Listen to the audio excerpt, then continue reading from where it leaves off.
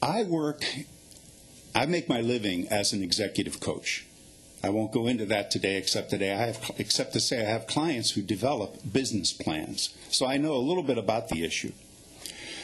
According to the Bakersfield Californian, only 2 weeks ago, the authority's executive director said most of the information the business plan will contain has already been made public, something that Judge Kopp asserted here again this morning.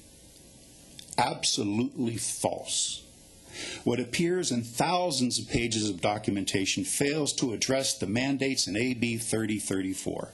Moreover, since the website was mentioned earlier, some documents on the authority's website have disappeared in 2007.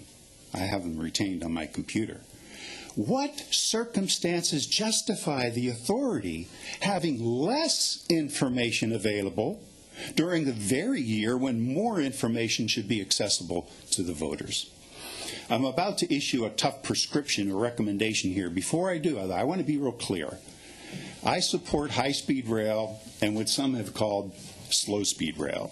I was the first person at Amtrak to argue for improved frequencies between Los Angeles and San Diego, and the first person at Amtrak to argue for linking up Sacramento with Oakland and San Jose with frequent trains.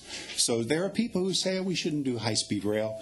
We should make incremental improvements to the existing system. And, you know, there's a lot of logic to that. I've supported that in the past, and I could again in the future.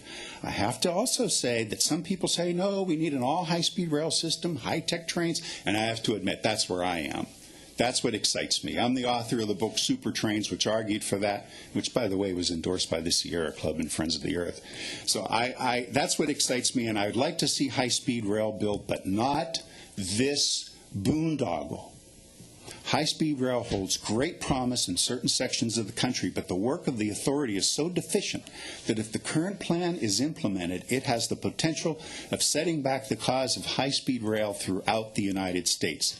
The authority has not learned the lessons. What caused high-speed rail to fail in Texas, which I supported? What caused it to fail in Florida? What caused it to fail between Los Angeles and San Diego? All of the elements, high ridership estimates, low-cost estimates, disregard for local environmental impacts, and so forth, they're repeating all of them as if they never read a single page of history. It boggles my mind, which forces me to say, it is time to dissolve the California High-Speed Rail Authority. Give it no more funding than is required for terminating contracts, transferring data and duties to a more responsible agency, and conducting an orderly shutdown. High-speed rail in California may be salvageable after all this poor work, but someone else must be in charge.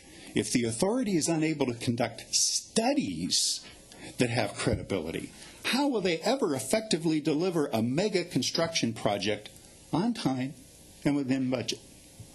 In conclusion, Mr. Chairman, you asked back in June, what assurance can the authority provide that California taxpayers will not be stuck with a massive bill in the future?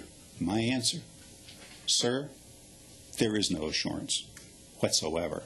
Under the current plan, taxpayers will have to subsidize a poorly designed system in perpetuity. Thank you. Why don't you tell us how you really feel? I know. I love high-speed trains, and I hate to see it tainted this way.